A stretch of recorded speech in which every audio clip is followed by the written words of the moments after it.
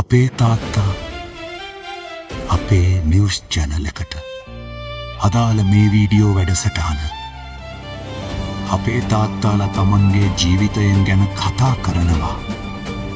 හොඳ කතාවක්, හොඳ අත්දැකීමක්. ඔබත් ඔබේ අදහස් බෙදා ගන්න කැමති නම් අපව සම්බන්ධ කරගන්න. මාම කැච්චක් හොඳමයි. ආයිබෝවන් වණක්කම් අස්සලාමු අලයිකුම්. CSN මාධ්‍ය ජාලයට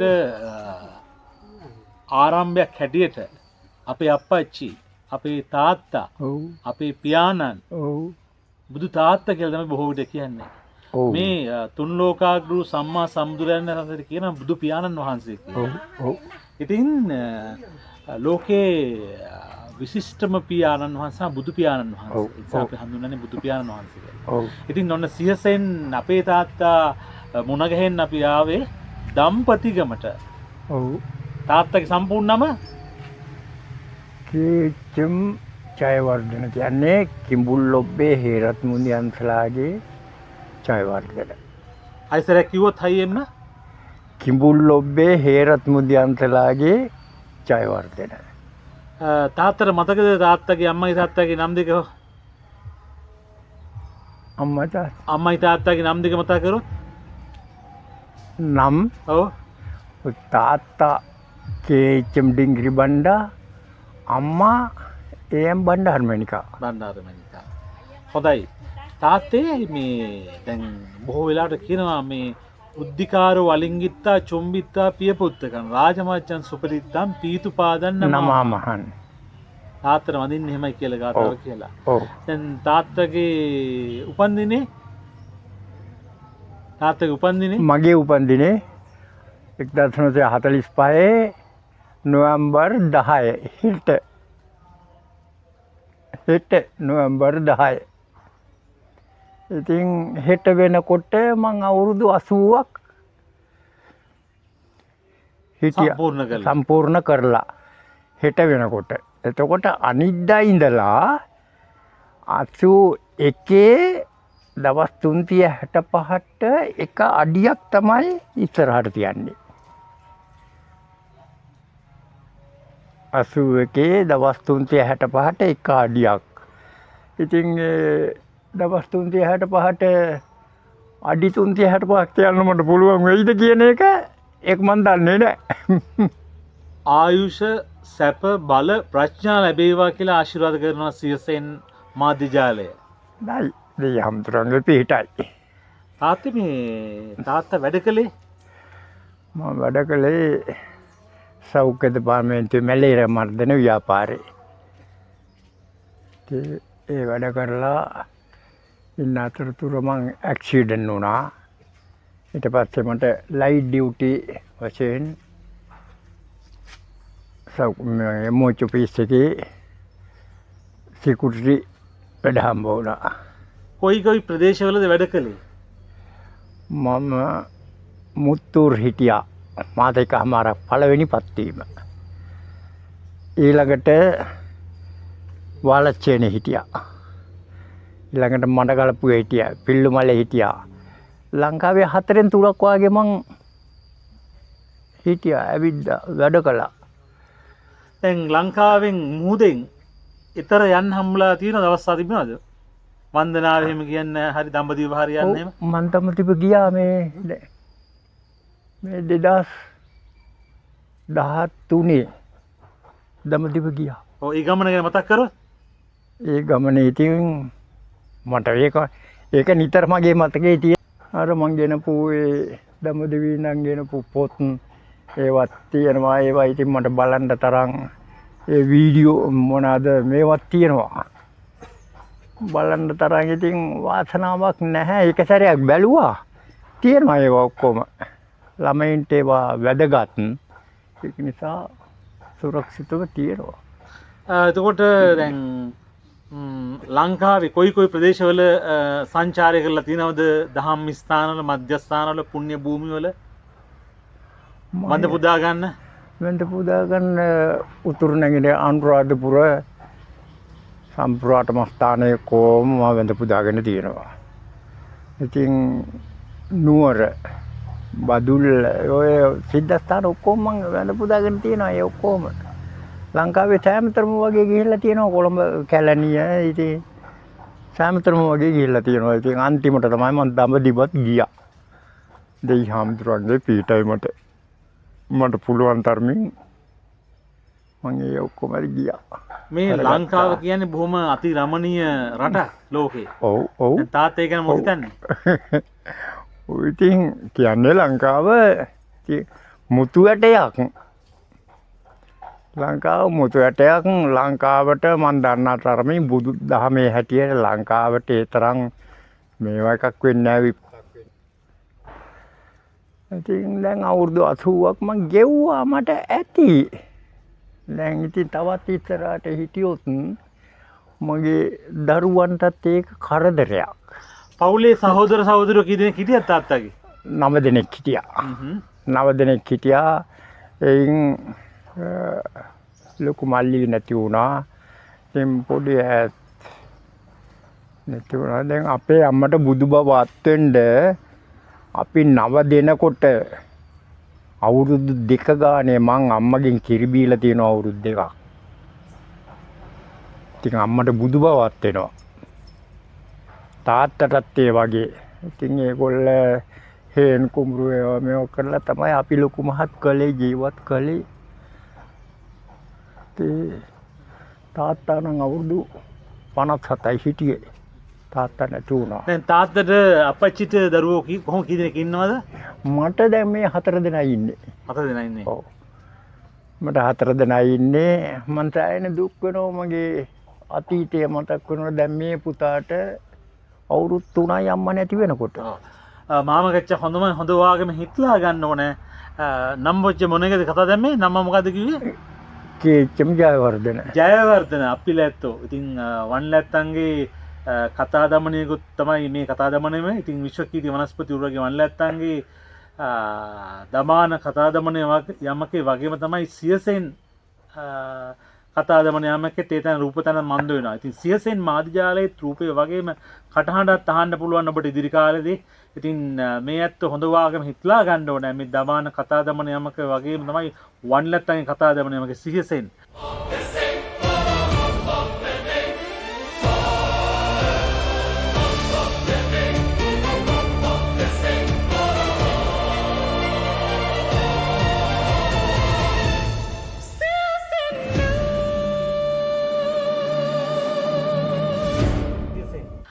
දැන් මේ තාත්තා අනුරාධපුරයේ ගිහිල්ලා අපූර්ව සිද්ධියක් වුණා කිව්වා. මේ වීරකෝන් කියලා මේ ඔව් මතක් කරා.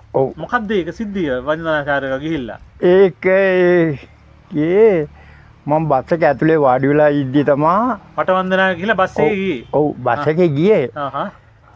ගිහිල්ලා බස් එක ඇතුලේ මම වාඩි වෙලා ඉන්නකොට වීරකෝන් කියලා බස් එක අතර වටේම ඉතින් මිනිහෙක් ඇවිදිනවා. මං හිතුවා ඉතින් අපේ බස් එකේ වීරකෝන් කියන කෙනෙක් නෑනේ. කාටද මේ කතා කරන්නේ කියලා. මම බැස්ස බස් එකකින්. බැහැලා බලනකොට අර මනුස්සයා මේ වීරයි කෝණුයි කූඩේක ඔළුවේ තියාගෙන ඒක තමයි මේ කියන්නේ. වීරකෝන් කියලා කියන්නේ අර බිස්නස් කරගන්න. ඉතින් ඒක මම තේරුම් ගත්තා ඊට පස්සේ. වීරකෝන් දෙක කූඩේ තියාගෙන ඒක විකුණ ගන්න තමයි අර වීරකෝන් කියන කෑ ගහන්නේ. අනුරාධපුරේ ගිහිල්ලා ඔය ඉස්සෙල්ලම ගිහිල්ලා එතකොට මට වයස අවුරුදු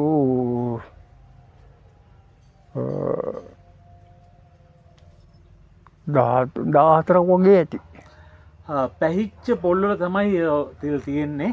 ඒ වගේ තමයි පැහිච්ච පොල්වල තමයි තෙල් තියෙන්නේ කියනවා නේද? ඉතින් තාත්තලාගේ දැනුම වැදගත් වෙනවා ටිකක් හරි අපිට කතා බහ කිරීම පිළිබඳව. මේ වෙලාවේ එහෙනම් දැන් තාත්තා දැන් 80 වෙනි වයස සපිරෙනවා. ඔව්. මොනවද කියන්න තියෙන්නේ අපේ තරුණ පරපුරේ වැඩිහිටියන්ට මේ ලෝකෙට මොකද්ද කියන්න වෙන්නේ තාත්තාගේ අත්දැකීම් එක මේ වෙලාවේ? අත්දැකීම් මොනව කියන්න තියෙන්නේ යුක්ති සහගතව සාධාරණව ජීවත් වෙන්න කියන එක තමයි මට කියන්න තියෙන්නේ. දැන් මම මේ දරුවන්ටත් මම කියලා තියෙන්නේ අනුන්ගේ දේවල් බලාපොරොත්තු වෙන්න එපා, කඩා වඩා ගන්න එපා. යුක්ති සහගතව තමුන්ගේ දුක් මහන්තියෙන් ඒ විදියට මේවා කරගෙන ජීවත් වෙන්න සාධාරණව. එච්චරයි මම කියන්න තියෙන්නේ මේගොල්ලන්ට. අයුක්ති අසාධාරණ විදිහට එපා. ඒවා එලවටත් හොඳ නෑ, මෙලවටත් හොඳ නෑ. ඔබ කැමති නම් ඔබේ තාත්තා පිළිබඳව CSN මාධ්‍ය ජාලයට කියන්න, CSN නිවුස් මීඩියා වලට කියන්න. අපි කැමති ආරාධනා කරන්න අවස්ථාව ලබා දෙන්න. මොකද මේ ලෝකයේ විවිධ ප්‍රදේශවල ඉන්නවා අපේ තාත්තලා, අපේ අප්පච්චිලා. ඉතින් මේ ගැන කියන්න අපට අවස්ථාව තිබෙනවා. කතා කරන්න අපට CSN නිවුස් වලට, CSN මීඩියා වලට කතා කරන්න කියන්න ඔබේ තාත්තා පිළිබඳව.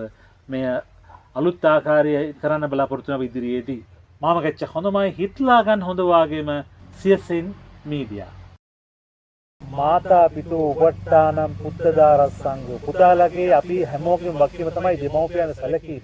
මංගල සූත්‍රයේ කියවෙනවා. ඒ වගේ තමයි මේ දෙමව්පියෝ කියන්නේ පූර්වාචාරික කියනවා. ඒ කියන්නේ අපට ගුරුවරු හැටියට සලකන්න වෙන්නේ උපාධියක් නැතත් දෙමව්පියෝ තමයි ගුරුවරු වන්නේ. ඔවුන්ට උපාධියක් නැහැ. නමුත් ඔවුන් මේ සමාජයේ සබාධමෙන් ලබාගත් දේ අනුව ඔවුන් ජීවත් වෙනවා. හොඳයි ජයවර්ධන තාත්තේ කවියක් මතක් කරලා දුන්නා මට. හරු මේ හරි අපූර්ව කවියක්. ඒ තමයි දුන්නේ ඊ තලය දුන්නෙන් පැන්න හීයක් ලෙස ඉලක්කට පැන පැන පහර දෙමි දුටු තැන අයුත්තට. ඇසර කියමු. දුන්නෙන් පැන්න හීයක් ලෙස ඉලක්කට පැන පැන පහර දෙමි දුටු තැන අයුත්තට. මට අයුත්ත අසාධාරණය පෙන්වන්න බෑ. සාධාරණ යුක්තිසහගතව සාධාරණ විදිහට ඕනම කෙනෙක් යාට කකුසියන්න හරි කමක් නෑ. මෙහෙම කරන්න කිව්වොත් මම මෙහෙම කරනවා. යුක්ති සහගතව මම වැඩ කරනවා මිස අයුක්ති අසාධාරණයට මගෙන් කිසිම සමාවක් නෑ. කිසිම කෙනෙකුට. සංවේදී වුණාම බොහෝ වෙලාවට කතා නැහැ වෙනවා. කතා නැති වෙනවා. ඉතින් ජයවර්ධන තාත්තා ඒ වගේම තමයි. ජයවර්ධන තාත්තේ සොහොනේ වුණත් තව කවිය මතක් කරා. උපන්නොත් මගේ ජීවිතය ගැන. ඔව්. මොකක්ද ජීවිතය ගැන කියන්නේ? මගේ ජීවිතය ගැන කියන්නේ මම මේ වයස් කාල සීමාවේ මං ජීවිතේ අත්දකපු දේවල් ගැන තමයි මං ওই කවිපද ගොනු කළේ. උපතින් ලැබුව අසරණකම දැක්කමට උරුමය නොවේවා දෙන යන කඳුළු කැට. අඳුරේ ගමන කෙළවර වන දවසකට මිය යමි පාළු පැල්පතේ මගේ සෙවණයට. කියන්නේ මගේ අත්දැකීම් අනුව මගේ මේ වයසේ යට දැන් මෙයාට අවුරුදු හරියට 3යි අම්මා නැති වෙනකොට. දුවට අවුරුදු 12යි. ඒකට තිබුණේ භීෂණ යුගයක්. ඔබතුමන්ලා දන්නවා ඇති භීෂණ යුගයේ. ඉතින් මගේ රාජකාරිය මට ඩේ එක කරන්න පුළුවන්. නයිට් එක කරන්න බෑ. අමාරුයි. ඒ භීෂණ කාලේ තිබුණ වාතාවරණ හැටියට මම ගොඩාක් මගේ ආරක්ෂාව මේ ළමයි ආරක්ෂා කරගෙන ඉන්න මම ගොඩාක් දැකලුවා. ඒ විදියට තමයි හිටියේ. ඉතින් ඔය අනුව තමයි මම හැම දෙයක්ම ඉතින් මම ගොනු කළේ. තව කවිය මතක් කරමු. හරි ආසයි කවි සින්දු දැනගන්න, සිද්ධි දැනගන්න. කවි කියන්නේ ඉතින් පැල් රකින්න කාලේ පෙර කාලේ කරපු කුසල් වල අපලා මෙම කාලේ විඳිමු දුක් පැල් වලට වෙලා රජකාලේ පටන් පුරුදුයේ පැල්ර කලා ලොකුරාලේ කියන් පැල් කවි තෝරාලා ඔන්න ඔය විදියට කවි කිය තමයි අපි පැල් රැක්කේ. මේ වයසට මම ඉති කොළු කාලේ ඔය විදියට පැල් රැකලා ඒ විදියට තමයි ජීවත් වුනේ. එදා ජීවත් වුණ විදියට අද නෑ. ඒ හයිහත්ති එක තමයි මේ ඔව් ඒ හයිහත්තිය තමයි අද අපේ දෙමව්පියන්ට බුදු බවත් දෙන්න ඒ කණ්ඩ බොණ්ඩ දුන්නේ වගේ ශක්තිය තමයි අද මේ තියෙන්නේ. මම ලේසියෙන් මං ඉන්ජෙක්ෂන් ගහන්න බෙහෙත් බොන්න දැන් මේගොල්ලෝ මට වද කරනවා අයන් මේවා කියලා ඉසුරුතාලේ යන් ඒවා මට මම බය නැහැ කිසිම දෙයකට. අපි ආයුෂ ප්‍රමාණයක් ගෙනවනම් ඒ ආයුෂ කාලේ අපි කළ යුතුයි මිනිසුන්ට සේවය. බණ්ඩාරනගර මහත්තයා කිව්වා මිනිසාගේ පරම යුතුකම මිනිසාට සේවය කිරීමයි. ඔව් ඔව් ඔව්. ඔය ඉතින් මම ඒක තමයි මම අර ඉස්සෙල්ලා කිව්වේ. මං ජීවත් වුණේ මේ විදියට කියලා. මගේ අතේ අතට ගත්ත බත් එක මං කෙනෙකුට දුන්න මිනිහෙක් මං. කිසිම කෙනෙක් ඒ විදියට කරන්නේ නැහැ. එතකොට මට මගේ අත්දැකීම් කියන්නේ මම රාජකාරී කරන කාලෙත් අපි මැලේරියා දෙපාර්තමේන්තුව වැලියක වනාන්තරයක ගිහිල්ලා දවසකුත් රැයක් අපි ගම් වතුරකට අහුවෙලා වාහනේ ගන්න බැරුව දවසකුත් රැයක් හාමත් වෙවි ඉඳලා ඇවිල්ලා මම පිල්ලුමලේ කඩේට ඇවිල්ලා රෑ වැස්සත් වහිනවා බත් පාර්සලයක් අරගෙන කඩෙන් තේ එකක් බීලා කෑම් පාර්සලෙත් අරගෙන විජේතුංග මුදලායි කඩේ ඒගොල්ලෝ සාක්ෂි. ඉතින් මං ආවා මන්නේ වහන්ට මෙදුලට එනකොට කේන්ද්‍රියක් ඇහෙනවා මට ගේ ඇතුලේ. ස්තූපයේ කොට්ට පිළ තියෙනවා. සත්‍ය කතා මගේ අත්දැකීම් සත්‍ය කතා. කේන්ද්‍රියක් ඇහෙනවා. මං ඊට පස්සේ කේන්ද්‍රියට කන් දීලා කවුද ඉන්නේ කතා කරන්න කියලා සීතලට කිව්වා නෑ සත්‍යයක්. යාන්තම් අර එතකොට හොඳට පේනවා යන්තම් අර කලා මැදිරි එළියට වගේ මට පේනවා දොරකොඩ සුදු පාට හතු පිපුණා වගේ තැනින් තැන. මට දැනෙන මම තරණ කොල්ලෙක් මම බය නෑ. ඉතින් බලුවන් නෑ.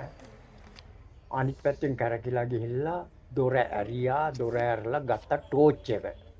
ටෝච් එක අතට අරගෙන ගහලා බලනකොට අර කොට්ට පිලේ පිස්සු ගෑණියෙක් හිටියා. ඒ පිස්සු ගෑණිය තමයි අර කොට්ට පිලේ මේ කේන්ද්‍රික ගා බුද්ධියකට ඉන්නේ. මම අර උඩු පාට තිබුණ තැන් වලට ටෝච් එක ගහලා බැලුවා. පැපොල් ගෙඩි කඩලා ඒවා ගලේ ගහලා පළලා ඒවා කාලා තමයි අර බුද්ධියකට ඉන්නේ. ඉතින් මට එතකොට තේරුණා. මම මේ බඩගින්නේ මේ තමයි මේ ඉන්නේ අර පැපොල් ගෙඩි අර පල්ල කෑවේ. තේරුණා ඇත්ත වතේම මට මේ පොළොව සාක්ෂි. මට දැන් සාක්ෂි නැහැ වෙන මං කියන කතා. මගේ අරගෙනපු මං අර දවස් දෙකක් බඩගින්නේ ඒ වේලි ඉඳලා ඒ ගෙනපු කඩෙන් ගෙනපු බත් පාර්සලේ කඳ දුන්නා. කිසිම මිනිහ කරන්නේ නැති වැඩක් ඒ. කණ්ඩ දීලා එතකොට මං කඩෙන් එනකොට මට කිව්වා යර්ධනයා ගෙදර යනවා නම් කල්පනාවෙන් යන්න අල්ලපු ගෙදර මලගයක් වෙලා මේමයි පල්ලෙයා ගෙදර. ඉතින් බය නැතුව යන්න කියලා කඩෙන් පණිවිඩයක් දුන්නා. ඒකට ඊට පල්ලෙහා ගෙදර මලගයක් වෙලා මම දන්නේ. එතෙන්ට අර ඥාන මනුෂ්‍ය බලෙන් තමයි එතෙන්ට පිටත් කරන්නේ. එතෙන්ට පිටත් කරලා මමත් ඒ ගිහිල්ලා ඒත් මට නිදා ගන්න නෑ එළි වෙනකන් හිටියා එතන මල ගෙදර. මගේ ජීවිතේ මම ওই විදියටයි ගෙව්වේ. මල ගෙදර හිටියේ. එතකොට අහිංසක පවුල් එතන ඒගොල්ලන්ටත් උදව් උපකාර කරගෙන මං හිතේ මිනිහක මං මිනි පෙට්ටි හදන්න ලෑලි දීලා තියෙනවා. මගේ ජීවිතේ මං වැරදි වැඩ කරලා නැහැ. ජීවිතය පිළිබඳව සතුටු වෙනවා. ඔව් සතුටු වෙනවා.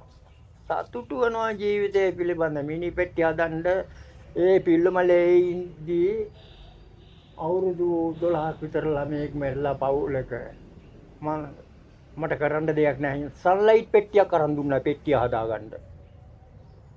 සන්ලයිට් පෙට්ටිය. ඒ මිනිස්සු පෙට්ටිය හැදුවේ. පාන්සකුල් රෙදි කෑල්ල අරන් දුන්නා මං. එහෙව් මිනිහෙක් මං අද බය නැහැ. කිසිම දෙයකට බයත් නැහැ, ණයත් නැහැ. ණයත් නැහැ, බයත් නැහැ. ඔව් ණයත් නැහැ, බයත් නැහැ. මොකද මම වැරදි වැඩ කරලා නැහැ. මං සාධාරණේම මං කරලා තියෙන්නේ. දැන් මම ඇත්තම සත්‍ය සිද්ධියක් මම මේ කියන්නම්. දැන් අවුරුදු 4යි. මේගොල්ලන්ට මං කිව්වා වත්තේදී මං ඇවිදගෙන යන මధుර කනුවට සාකම සම්පූර්ණ පල්ලෙහාට දාලා මම වත්තේ ඇවිදගෙන යනවා. මගේ මේ ඇඟිල්ලට පෑගුණා බයිසිකල් ටියුබ් එක පෑගුණා වගේ. මට දැනුනේ බයිසිකල්. එතකොට මේක හිටගත්තා. හිට ගන්නකොට සරම ඉස්සුණා. එතුණා මේ කකුලේ. මට අයිස් පොල්ලක් තිබ්වා වගේ දැනුනේ. කෙන්ඩට දැනුනේ අයිස් පොල්ලක් තිබ්වා වගේ සීතල. මෙහෙම බලනකොට ණයා කකුල දිගේ වගේ මේ දනිස්ස උසට මෙහෙම කරගෙන ඉන්නවා. සත්තකින්ම පුතා ඒ වෙලාවේ මට හිතුනේ. හැබැයි එතකොට මේවා ඔක්කොම කෙලින් වෙලා මගේ.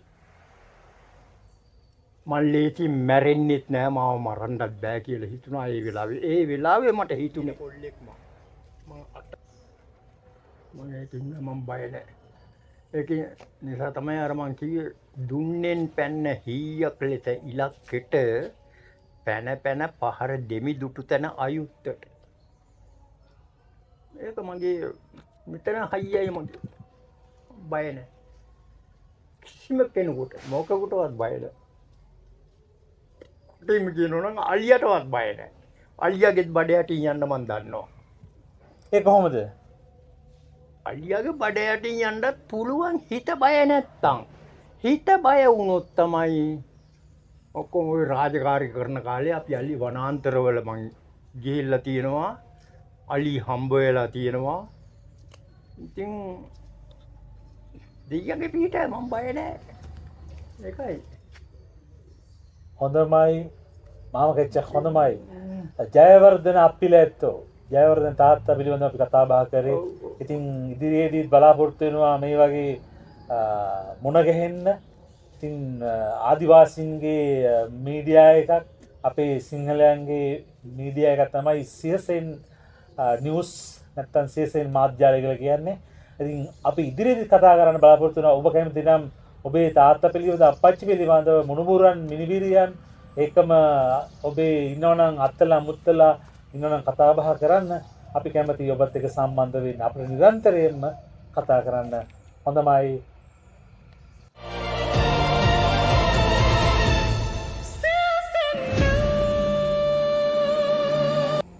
CSN නිවුස් මීඩියා 078යි 54යි 080යි 60 078යි 540යි 80යි 60 055යි 22යි 65යි 267 නැත්නම් 075යි 24යි 92යි 720. ඉතින් මෙවන් පියවරුන් පිළිබඳව ඔබ නිරන්තරයෙන්ම අවදීන් සිටින්න. අපි මේ දෙමව්පියන් උතුම් වූ ආකාරයෙන් සැලකිය යුතුයි කියන කාරණා මතක් කරලා එහෙනම් CSN මීඩියා මුණ ගැහිම් පිළිබඳව අපි ඔබට ඉසුත්වන්ත වෙනවා මේ වෙලාවේ. මාම කෙච්චක් හොඳමයි.